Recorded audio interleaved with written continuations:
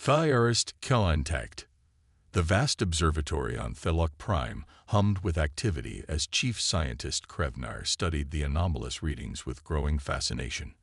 The third planet of the unremarkable yellow star had been broadcasting electromagnetic signals for over a century, but only recently had these signals become organized enough to warrant closer investigation. Impossible, Krevnar muttered, her secondary eyes blinking rapidly while her primary set remained fixed on the holographic display. Run the analysis again. Her assistant, Mez, complied without question.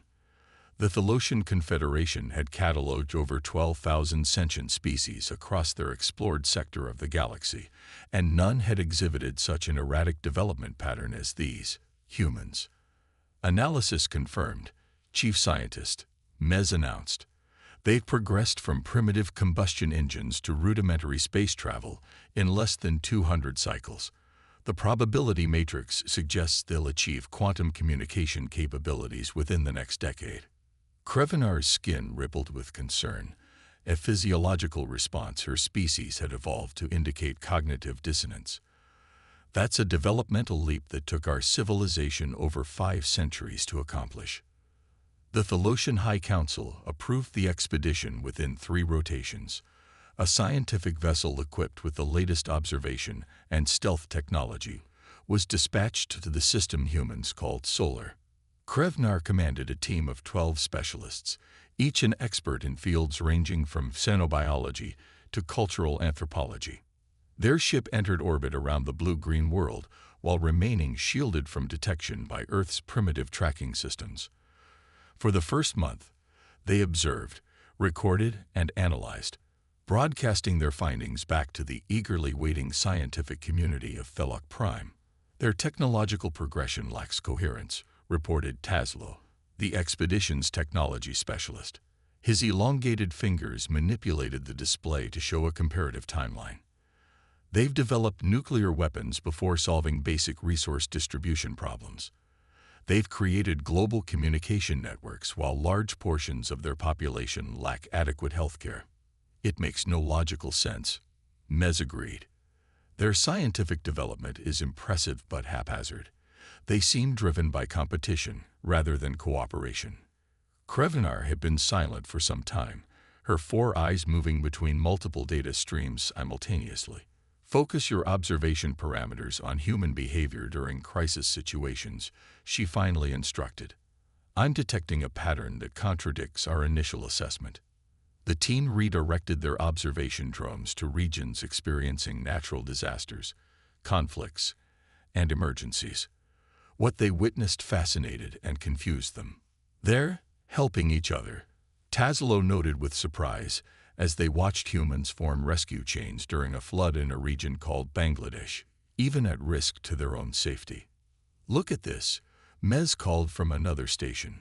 Humans from political entities that are officially hostile to one another are coordinating disaster relief efforts. Krevnar's skin rippled again, but this time with excitement. We've made an error in our assessment methodology. We've been evaluating them as if they were a unified, logical species with centralized decision-making, like us. They're not, asked Taslo. No, Krevnar said. There's something I've never seen before. They're individually driven but collectively adaptable. Their chaos isn't a flaw. It might be their greatest strength. As the Thelocian team continued their observations, Earth faced a crisis. A series of massive solar flares threatened global communications and power systems. The humans detected the incoming solar storm barely 30 hours before impact, insufficient time to implement comprehensive protective measures. This will be catastrophic for them, Mez predicted grimly. Their infrastructure isn't resistant to such electromagnetic disturbances. It presents an ideal observation opportunity, Krevnar decided. We'll deploy additional monitoring platforms to document their crisis response. But as the solar storm hit, something unexpected happened. Rather than collapsing into disorder, as the Thelocians' behavioral models predicted, human societies demonstrated remarkable coordination. Nations shared resources and technical expertise. Engineers jury-rigged protective measures for critical systems. Communities organized to protect vulnerable populations. I don't understand, Taslow admitted. Watching as humans in a region called North America created an improvised network of generators to maintain power to medical facilities. Our models predicted widespread panic and infrastructure collapse. They're adapting, Krevnar whispered, her voice filled with wonder. Not according to any centralized plan, but through thousands of individual innovations working in parallel. The crisis had another unexpected consequence. As humans redirected their most powerful detection systems to monitor the solar storm, they captured anomalous readings in near-Earth orbit, the faint energy signature of the Tholotian vessel. Krevnar was reviewing biological data when Mez interrupted with alarm. Chief Scientist, they've detected us. A human communication directed specifically at their ship was being broadcast on multiple frequencies. The message was simple. Unidentified vessel. This is United Earth Space Command. We detect your presence. Please respond. The Tholotian team froze in collective shock. First contact protocols were clear. Observation only until a species demonstrated both technological readiness and psychological maturity for interstellar relations. The humans barely met the first criterion, and by Tholotian standards, failed the second entirely. Guidance from High Council? Taslow asked. Krevnar calculated rapidly. A response would take 16 cycles to reach Thelok Prime, and a decision perhaps twice that. By then, the humans might have found a way to detect their vessel more precisely, or even attempt some primitive form of engagement. We follow contact protocols, she decided. Prepare for surface delegation.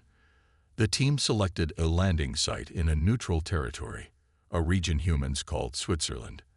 As their shuttle descended through the atmosphere, they were surprised to find not a military reception, but a small delegation of scientists and diplomats.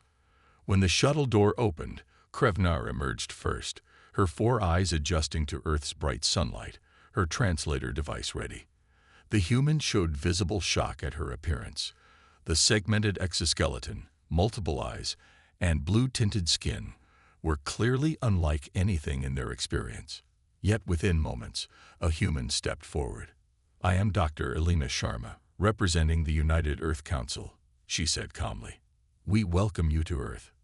The translator converted her words, and Krevnar responded formally.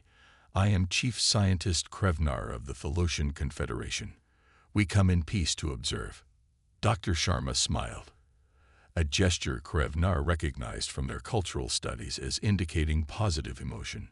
We suspected we weren't alone. We have many questions, if you're willing to answer them.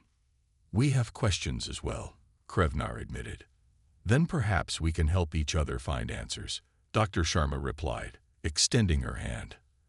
A gesture the Tholotians' cultural database identified as an invitation to physical contact, a greeting. After a moment's hesitation, Krevnar extended her own hand, completing the human ritual of handshake. It was unprecedented in Tholotian first contact history. Physical contact was usually delayed until several formal meetings had established trust. Your species continues to defy our predictions, Krevnar observed. Dr. Sharma's smile widened. That's one of our specialties. The revelation. The first week of official contact between humans and Tholotians proceeded with surprising smoothness. The United Earth Council established a diplomatic compound where both species could meet in comfort, accommodating the Tholotians' preference for higher humidity and lower gravity. Krevnar found herself continually revising her assessment of human capabilities. She had expected fear, aggression, or at minimum extreme caution from the technologically inferior species. Instead, the humans demonstrated unbridled curiosity and openness. You've been watching us for how long? Asked Dr. Sharma during one of their daily information exchanges. Approximately 3 of your Earth months, Krevnar answered. Though we've monitored your radio transmissions for much longer. Dr. Sharma laughed, a sound Krevnar was still adjusting to. Tholotians expressed amusement through skin color modulation, not vocalization. And what's your assessment of humanity so far? The human asked. Krevnar's secondary eyes blinked rapidly, indicating discomfort. You are difficult to categorize. Your technological development lacks consistent progression. Your social structures seem inefficient, yet you achieve remarkable results. We muddle through, Dr. Sharma said with another smile. That is precisely what confounds us, Krevnar admitted. Muddling through is not a recognized development strategy in any known civilization. The conversation was interrupted by an urgent communication. A massive earthquake had struck the Pacific Ring of Fire, triggering tsunamis threatening coastal regions across the ocean. Dr. Sharma was immediately called away to coordinate response efforts. I apologize, but this is an emergency, she explained hurriedly. We can continue our discussion tomorrow. We have observed your emergency response capabilities, Krevnar said. Perhaps we could offer assistance. Our atmospheric craft could provide transport, and our scanning technology could locate survivors. Dr. Sharma paused, clearly surprised by the offer. That would be extraordinary. Thank you. Within hours, Tholotian shuttles were integrated into the international disaster response. Their advanced sensors detected survivors buried under collapsed buildings, and their precise gravitational manipulators helped remove debris without causing further collapses. Krevnar herself joined a rescue team in what humans called Japan. She watched in fascination as humans worked tirelessly, often at risk to themselves, to save others, not just their immediate family units or even their national groups, but anyone in need. A young human rescue worker explained it simply when Krevnar questioned this behavior. Because they need help, and we can give it. The joint rescue operation continued for days.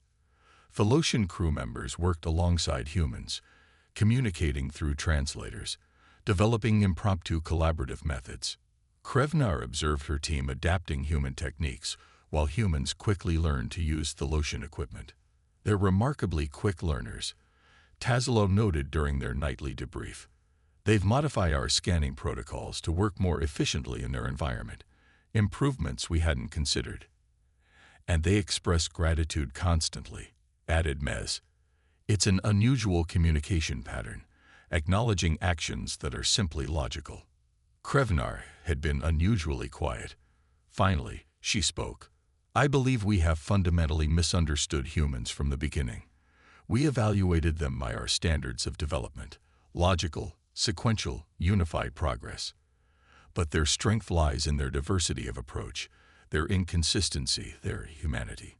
The disaster response created an unexpected bond between the species.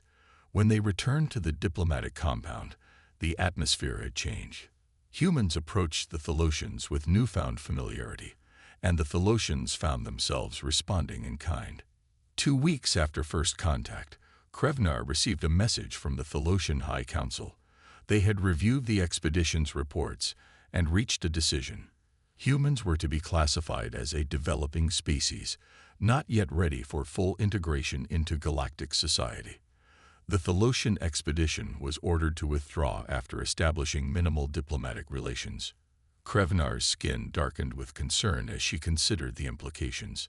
The Council had made their determination based on measurements and standards that, she now realized, failed to capture the essence of human potential. She requested a private meeting with Dr. Sharma. Your council wants you to leave, Dr. Sharma surmised after Krevnar explained the situation. Yes, they believe your species requires more time to develop unified governance and consistent technological application. Dr. Sharma nodded thoughtfully. They might be right, by your standards. We are messy, inconsistent, and sometimes self-destructive. But you are also adaptable, innovative, and capable of remarkable cooperation, despite your differences. Krevnar countered. I have witnessed this firsthand. What are you suggesting? Krevnar's 4 eyes fixed on the human scientist. I am proposing we establish a different kind of relationship than the Council envisions. Not full integration, but not withdrawal either. A collaborative partnership, limited in scope initially but with potential to grow. Against your Council's recommendation, Dr. Sharma asked with raised eyebrows. Not against, Krevnar clarified. Beyond. I will report that humans require further observation and engagement to properly classify. Technically true. This gives us time to demonstrate the potential of collaboration. Dr. Sharma smiled slowly, breaking rules while technically following them. You're beginning to think like a human, Krevnar. I consider that a compliment, the Tholotian replied, her skin flushing a light purple, the closest her species came to a human smile. The following months saw the establishment of what became known as the Earth-Thelok Scientific Exchange. A small Tholotian contingent remained on Earth, while a human delegation prepared to visit Thelok Prime, the first humans to leave their solar system. The exchange yielded immediate benefits. Humans' unconventional approach to problem-solving offered new perspectives on challenges that had stymied Tholotian scientists for generations. Meanwhile, Tholotian methodical analysis helped refine human technologies, particularly in sustainable energy production and medical applications. 6 months after first contact, Krevnar stood beside Dr. Sharma at the launching ceremony for the first joint human-Tholotian space vessel. The ship incorporated technologies from both civilizations and was crewed by members of both species. The Council has revised their assessment of humanity, Krevnar informed her human colleague. They've created a new classification category, non-linear adaptive civilization. That sounds appropriately bureaucratic, Dr. Sharma laughed. What does it mean? It means, Krevnar explained, that while you don't progress according to our expected patterns, your approach has proven valid, perhaps even advantageous in certain circumstances. High praise indeed. The highest, Krevnar confirmed. No species has received this designation before. As they watched the joint vessel rise into the sky, Krevnar reflected on how profoundly her understanding had changed. The Tholotian Confederation had explored space for millennia, cataloging thousands of worlds and hundreds of civilizations, always assuming their methodical, unified approach represented the pinnacle of evolutionary development. Humans had challenged that assumption. Their chaotic, contradictory nature, once viewed as a weakness, now revealed itself as a source of extraordinary adaptability. They approached problems from multiple angles simultaneously, failed frequently but learned from each failure, and somehow turned their internal competitions into collective progress. What are you thinking about? Dr. Sharma asked, noticing Krevnar's silence. I'm thinking, the Tholotian replied, that the humans we expected to find were nothing like the humans you truly are. And the galaxy will never be the same because of it. Dr. Sharma smiled. That's humanity for you. We specialize in the unexpected. As the ship disappeared into the blue sky, Krevnar knew with certainty that the partnership between their species would reshape the future in ways neither civilization could predict alone, and that unpredictability, she had learned from humans, was not something to fear but to embrace.